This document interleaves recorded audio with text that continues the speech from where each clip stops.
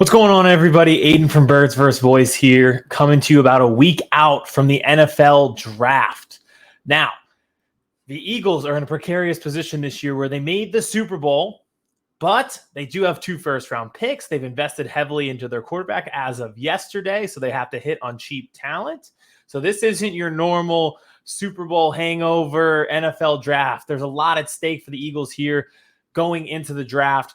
Let's go through some of the experts and what they're saying and who the Eagles will pick. Let's do a mock draft roundup. Everybody who is somebody is in the prime of their mock drafts right now. We do it on our site for Birds vs. Boys, but we're talking the experts with NFL sources, not us common folk, the guys who are plugged in to front offices. Who are they saying the Eagles are going to take with picks 10 and picks 30? And maybe even some trades in there. So let's get it started. I have 5 different guys, and I just chose because one, the criteria, basically, I respect these guys. I know they're plugged in. I know that they're reputable within the NFL industry. And 2, I wanted to get some variety. So not every mock draft looks the same between these guys. If they all said one guy, I didn't want to go that way and just kind of repeat the process. I think there's a lot of differentiation between everybody at pick 30. So we'll see how that goes. But there's also a ton of differentiation at pick 10 with all of these. So let's get into it. 5 different guys and 5 different media outlets as well. The first guy I have, Peter Schrager. So his came out today as I'm recording this from NFL Network on Good Morning Football. Love that show and love Peter. He's very plugged in. At 10, he has the Eagles taking Bijan Robinson.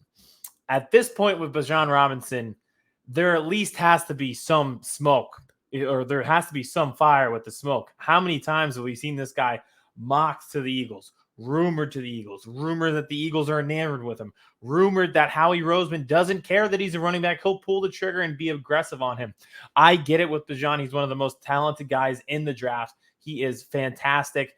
I'd say we talked about it. He's probably the most developed and productive running back prospect since Saquon Barkley, but in a different fashion where he's not necessarily that explosive guy, even though he does bust out big plays, but it's that like balance and his ability to just bounce off guys and keep his feet moving and just be a dual threat where he can catch passes out of the backfield as well as run it. At this point, there has to be something to the fact that this kid keeps getting linked to the Eagles. I still need to see it to believe it, that he'll get picked at 10 and another team would be willing to pull the trigger on a running back in the top 10 because it keeps not working for teams. And it's like the Arrested Development quote. It's like, oh, well, it hasn't worked for them, but it might just work for us. That's kind of where they're at with it. So we'll see about that one. At pick 30, Schreger has the Eagles going with Will McDonald IV. He is the edge rusher out of Iowa State. I get this one as well. That's a position of need for the Eagles, and it always is a position of need. They are always investing in the defensive line. That's going to be a repetitive theme with all of these mock drafts that we go over.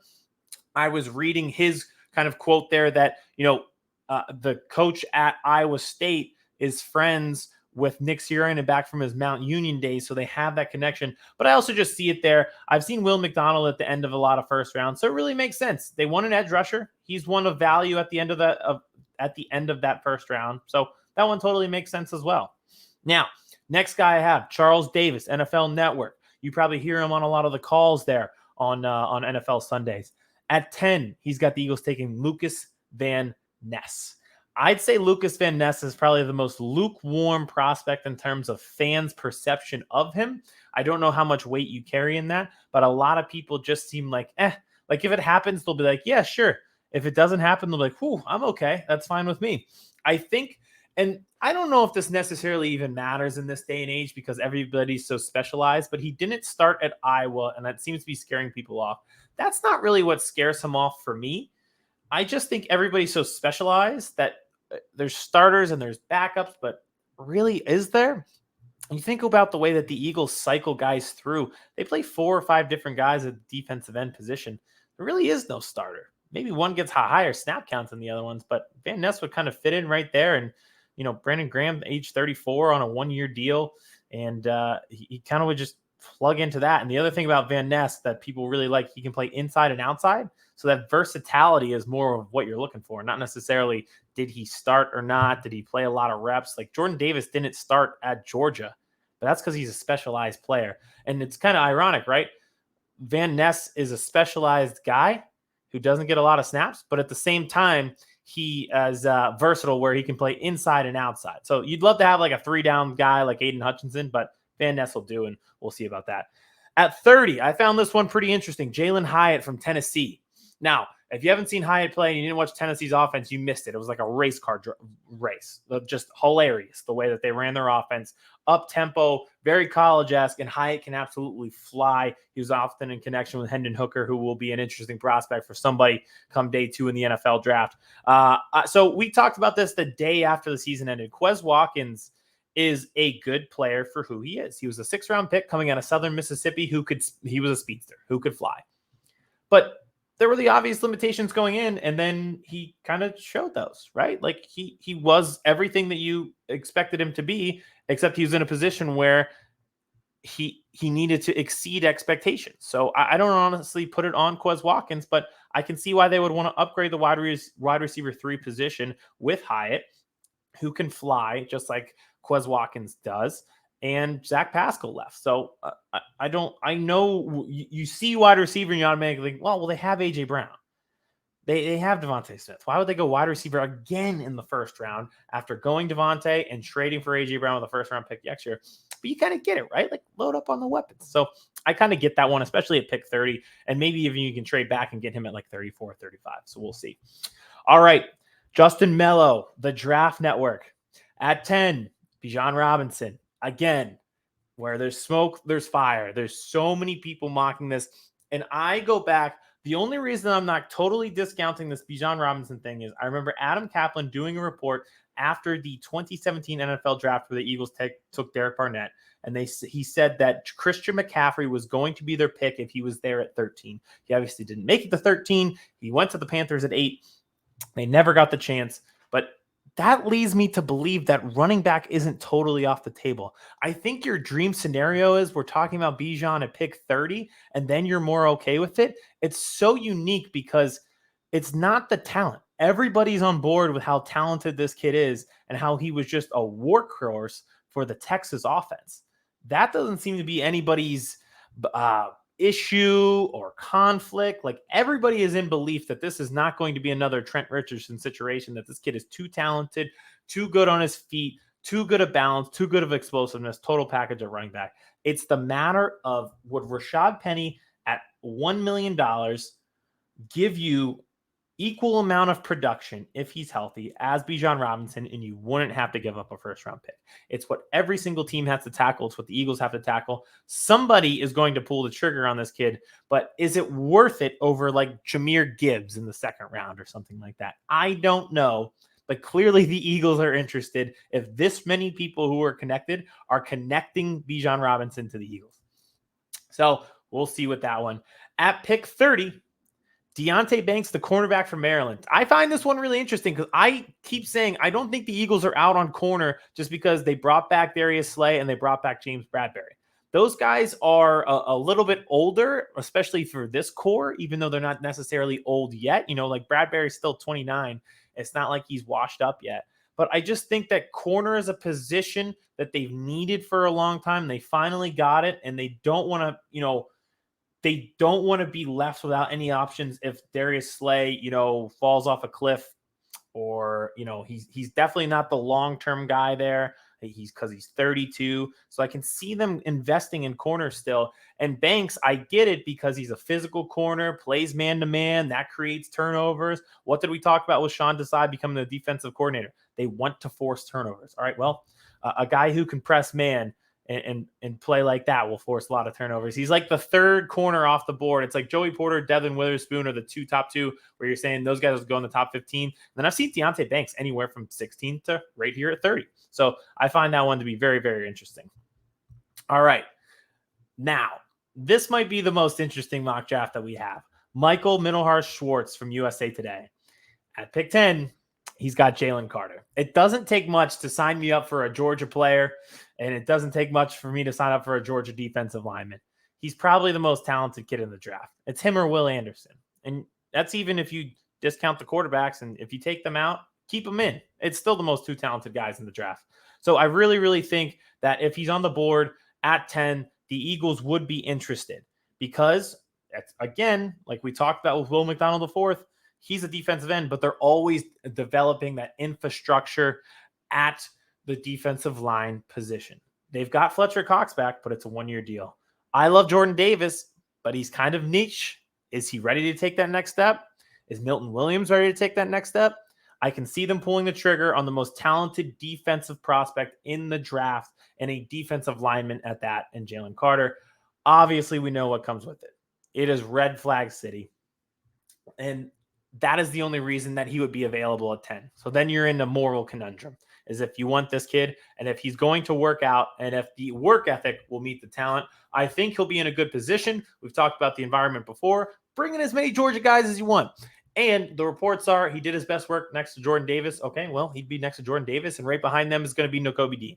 So this would be the perfect environment for him. That's why I can see them pulling the trigger. I don't think he gets by 8 or 9 with the Falcons and the Bears, but we'll see. At pick 30, this is my favorite one because we've had him in our mock drafts that Kevin and I do together for Birds vs. Plays. Osiris Thomas, the guard from Florida. Again, position of needs. Isaac Seumalo out the door to the Steelers. Osiris Torrance, if you read his just like little blurb about what he excels at, he's kind of a mauler. Just gets downhill when running the football and just kind of paves that lane, pulverizes guys, and just goes downhill like an avalanche. Well, for a team that rushed the ball the way that the Eagles did last year, you could see that fitting, right? Like that makes sense. That would work. So I really think that at pick 30, that would be a really interesting pick for them and prospect to develop because you get that guy who is already such a good mauler and get him with Jeff Stoutland. What does he become? And also, you're not sure yet. You think Cam Jurgens will be the guard of the future, but you're really not sure. He more so would be better equipped to be the heir apparent to Jason Kelce. So do you draft Torrance, even though you have Jurgens probably playing guard this year, and then have Torrance fill in and be guard and Jurgens come over to center? I don't know. So we'll see about that one. And I just really think that that is an interesting prospect who I don't know if he even gets the 30.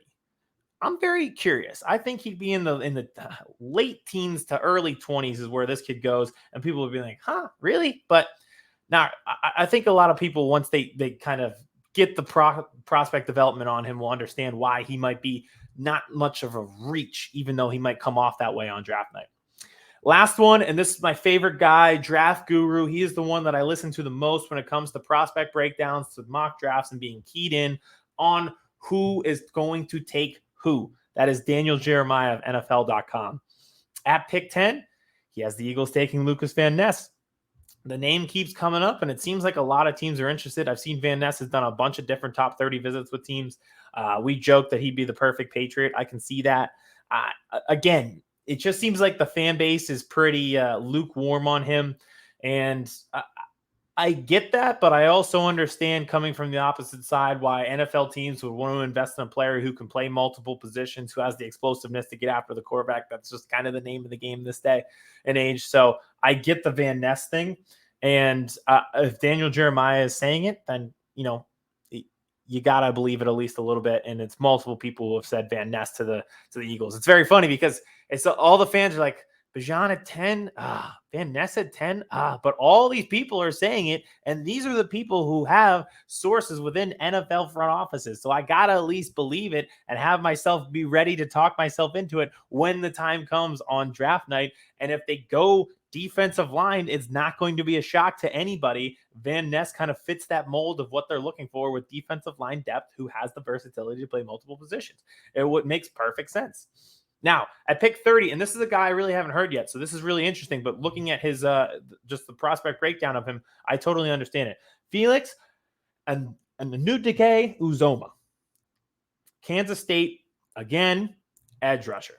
This makes sense. Pure edge rusher with the numbers to back it up. This would just fit the mold of everything the Eagles do. Think Josh Sweat. Think going out investing in Hassan Reddick. This is what they do. They want to get after the quarterback. They want to have multiple pass rushers that they can rely on. This is the perfect guy to do it. And I think what I like about this prospect is the number situation.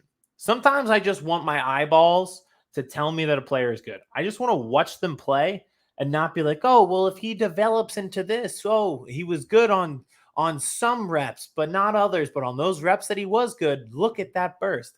No, sometimes I just like a prospect where you turn on the game and you're like, wow, he's constantly in the backfield. Wow, he has 2 sacks and 3 QB hurries. Sometimes it's just good to see results with your eyeballs and stop focusing on the measurements and the 40 times and everything like that and just say, can this kid play or not? And that's what I find interesting about Uzomah is that he kind of aligns with that, where when he was at Kansas State, he was just constantly in the backfield, constantly putting up numbers. And sometimes that's what you need. You just got to see somebody do it. So those are our 5 guys that I took for the mock drafts. Just wanted to go through, give somebody like variety on what everybody's thinking, some repetitive names, but some interesting ones, especially the Bijan Robinson running back one. We'll see as we get closer. About 48 hours before is where you really start to put the pieces together. It'll start at the top. Obviously, the Eagles don't have total control.